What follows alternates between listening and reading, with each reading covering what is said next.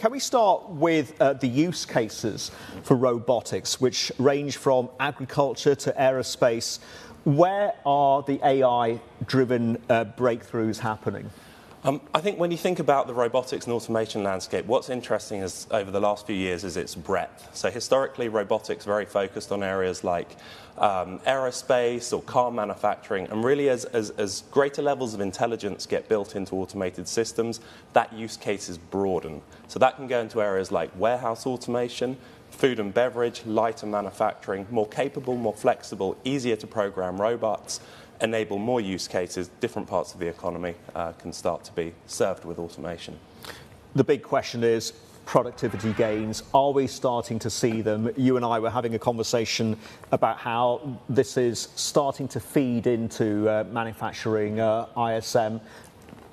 A lot depends on adoption rates and how widespread it's going to be, of course. I think it's very early stages at the moment, so there's a lot of excitement in the AI space, but when we think about artificial intelligence, essentially think about it as a pyramid. So at the bottom there's the infrastructure layer. This is the CPUs, the GPUs, this is the technology stack on which AI is built.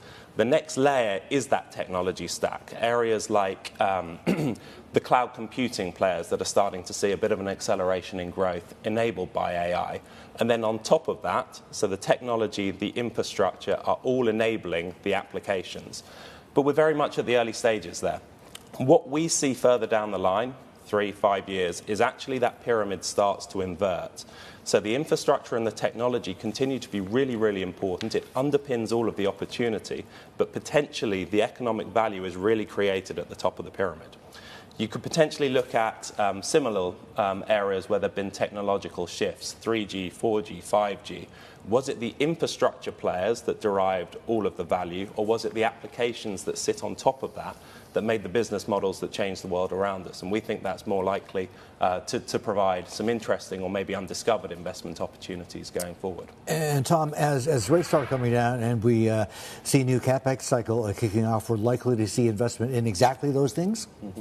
Well, I think, rates coming down would be important, but manufacturing cycles do happen in areas where rates have been higher. If we look historically over the last 25 years, I think the manufacturing ISMs turned positive and stayed positive sort of 7 times. So we've had 7 major manufacturing cycles during that period.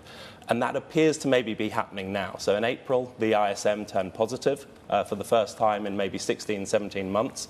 For full disclosure, it ticked down slightly last month. So this is a sort of volatile time series, but you can see a bottoming out in the manufacturing area. And I think this is quite interesting. Maybe to throw some historical precedents, if we look at the last 7 times that this has happened, the S&P 500 1 year later has been up 22%. Every time it's been up double digit in those 7 periods. So it is something worth paying attention to. Certainly doesn't mean it happens this time, but there is quite a tight correlation between an improving manufacturing ISM and S&P earnings growth. An improving manufacturing sector is good for earnings growth, and that can help underpin markets. It's going to broaden earnings growth is your point, right? I think that's certainly something we can look at. If you look at the mega cap tech companies that have dominated returns over the last 18, 24 months, they sort of march to the beat of their own drums. Their returns are sometimes desynchronized to the rest of the economy. The manufacturing ISM turning positive, and if it does stay positive, is typically good for the rest of the US economy, and that could be some broadening.